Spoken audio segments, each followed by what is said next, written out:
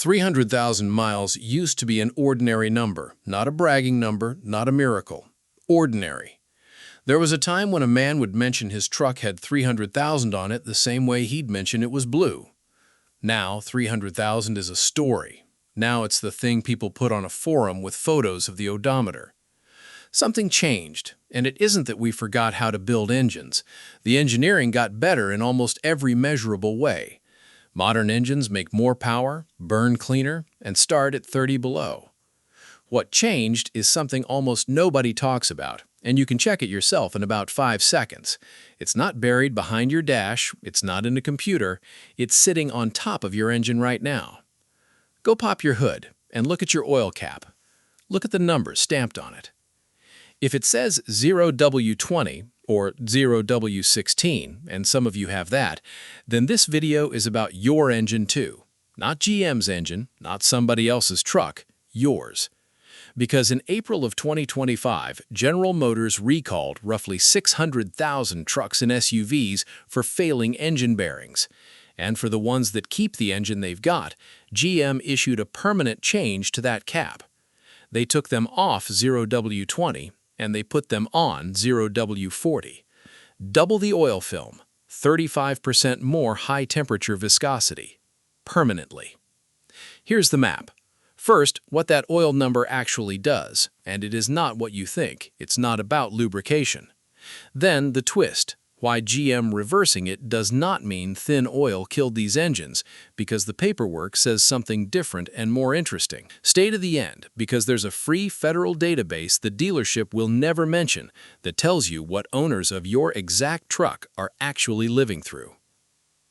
Let's clear up what that oil weight means, because almost everybody has it slightly wrong. Thinner oil is not worse oil. It's not cheaper oil. In a lot of ways, 0W20 is a better engineered product than what we ran in 1995. Here's the job it's doing. Inside your engine, a rod bearing is a soft metal shell wrapped around the crankshaft. Those two pieces of metal are never supposed to touch. What keeps them apart is a film of pressurized oil thinner than a human hair. That film is the entire thing standing between a running engine and a pile of scrap. Thinner oil moves easier, less drag, less pumping loss, better fuel economy numbers, real engineering, real gain. But thin oil also makes that film thinner, and a thinner film means less room between parts, which is fine, genuinely, completely fine, as long as every part is perfect. Hold on to that sentence. That's the whole video. Now, plenty of people online will tell you thin oil is what's killing modern engines, and GM just reversed course on 600,000 trucks, so that looks like a confession, doesn't it? I'm going to give you the honest answer instead of the popular one. It isn't. GM's own filing points somewhere else entirely. The cause they describe is manufacturing, bearing contamination, and crankshafts produced outside of specification. A supplier problem and a tolerance problem that happened on an assembly line, not in your oil pan. So if you came here wanting me to say regulators reached into your engine and killed it, I can't. The document doesn't say that, and I'm not going to invent it for you. But stay with me, because the second half is the part nobody gives you. Ask why the fix is thicker oil. If the problem is a bad bearing, thicker oil doesn't unbend a crankshaft. It doesn't clean contamination out of a bearing shell. GM can't reach inside 600,000 engines and remachine them. So what is the OW40 actually doing? It's buying back clearance. Doubling that oil film puts more cushion around a bearing that might be flawed. Enough, they're betting, to keep the metal from ever touching. They can't fix the part, so they're padding the space around it. And that tells you exactly what the thin oil was doing all along. The thin oil didn't break the engine. It removed the margin that would have survived the break. This is why your old truck is still running, and it's got nothing to do with nostalgia. Take a small block from 1998. Loose tolerances by modern standards, thick oil, a fat cushion everywhere. That engine was, by every spec sheet, worse. Less power, worse economy, dirtier. But it had slack in it. So when a part came out of the factory a little off, and parts have always come out a little off, that has never changed, the slack absorbed it.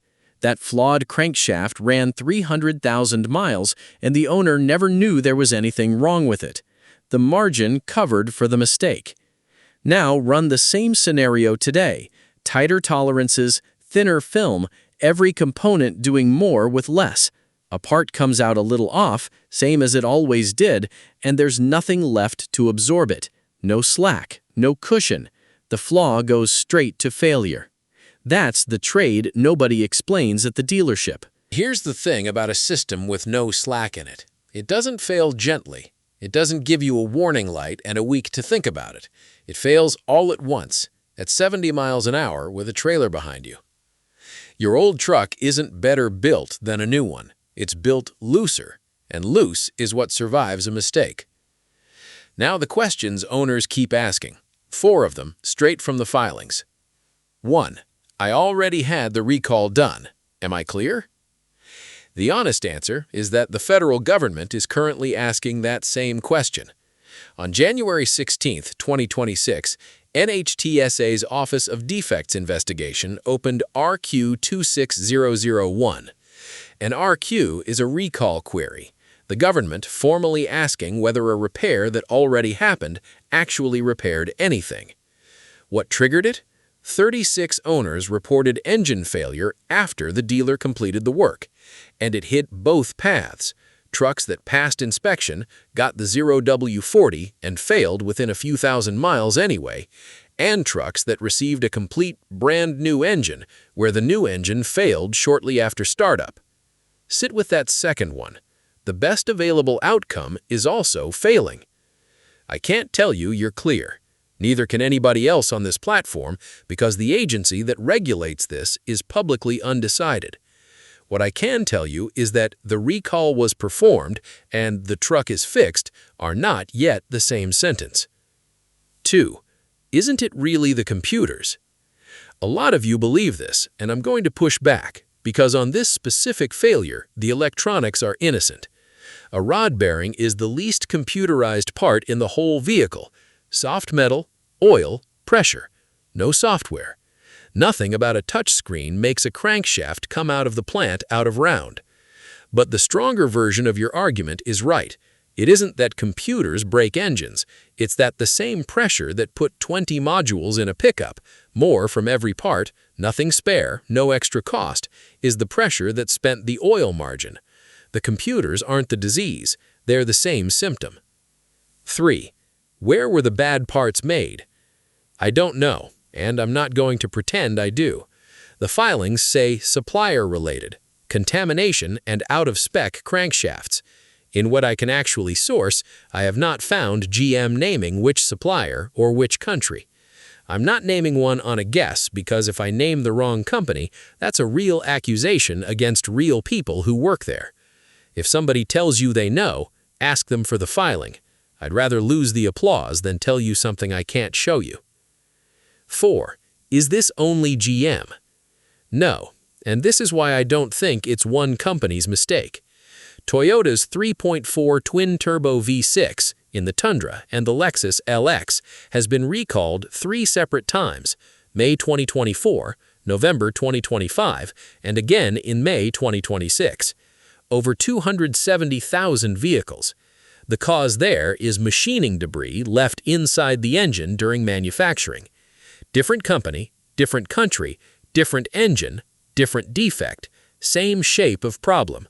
A manufacturing flaw that a modern engine has no room to absorb. So what do you actually do with this? I'm going to be straight instead of selling you a fantasy. I'm not telling you to switch your own oil against your manufacturer's spec. Your warranty and your engine are on the line, and that's a conversation for you and a professional, not a stranger on the internet. And I'm not telling you what your warranty entitles you to. I'm not a lawyer. Here's the part with zero risk that costs nothing and that almost nobody uses. Everybody knows the recall lookup, then in, yes or no. Almost nobody knows the same federal agency runs a second, separate database, the complaint file. You don't search a VIN, You search your year, make, and model, and you read what owners of your exact vehicle reported to the government in their own words. Every rattle, every mileage, every stall. And here's why that matters more than the recall lookup. The current recall covers 2021 through 2024, which means 2019 is out, 2020 is out, 2025 is out. But the federal complaint file holds 1,157 bearing failure reports on this engine, and 173 of them came from vehicles outside the recall entirely. There's a 2025 Silverado that died at 2,000 miles, a 2026 Sierra that threw the spun bearing code at 3,300. Neither owner got a letter. Officially, their engines are fine. Because a recall list is not a list of broken engines, it's a list of the engines a manufacturer has agreed to be responsible for. Two different lists, and only one of them gets mailed to you. The recall lookup tells you what the manufacturer agreed to. The complaint database tells you what owners are actually living through. Go read your own year and model. Let me be fair before I close, because I'm not handing you a villain that doesn't exist. GM filed this recall. They didn't bury it. They're replacing engines, and it's costing them a fortune. NHTSA opening a second file isn't a scandal. That's the system doing its job. And 173 complaints against millions of trucks on the road is not an epidemic. If you own one, the odds are on your side, and anyone telling you your truck is a grenade is selling you something. Every number I gave you is public. 25V-274. RQ26002.